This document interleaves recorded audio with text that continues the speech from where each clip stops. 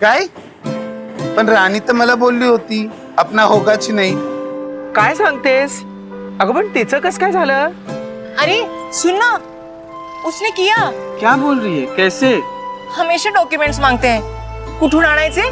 अगं काल आलेली ती पोरगी तिचं पण झालं, पण आपलं अजून कशात काही नाही. हुशार आहे ती पोरगी. मला पण बनवायचंय, आपला पण अधिकार आहे, पण माझ्याकडे तर डॉक्युमेंट्सच नाही. मग कसं?